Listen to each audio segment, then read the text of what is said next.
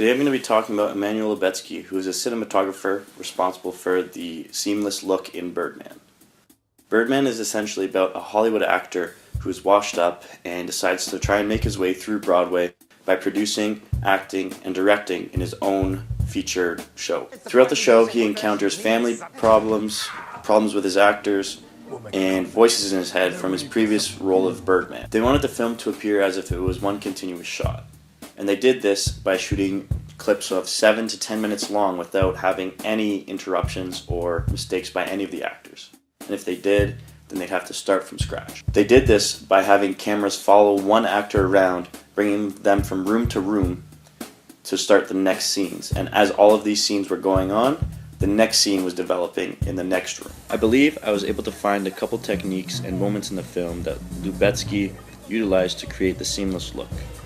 The first technique was the use of dark spaces. He uses dark spaces to separate these long takes by making the screen go black in the middle of a scene. For example, in this first clip, you see the screen go black when the actor is about to put his key into the door, and then you see his key opening the door in the next scene. An additional example of this can be seen when characters walk to the roof of the building. It goes black when they are approaching the door due to the poor lighting, and Emmanuel Lubezki uses this opportunity to place a cut in between each shot. The second technique which is used are time-lapse moments. When a character leaves a scene, the camera points to the sky and lets the day go by.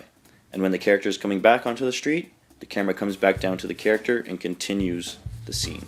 I personally stumbled upon Emmanuel Lubezki when I was watching Gravity. I was so impressed with that film that I had to look up who was responsible for everything that happened there. So when I saw that Emmanuel Lubezki was responsible for the cinematography in Birdman, I had to watch it. And I was focusing mostly on the techniques that he used to make this film look seamless, and I have to say I was impressed.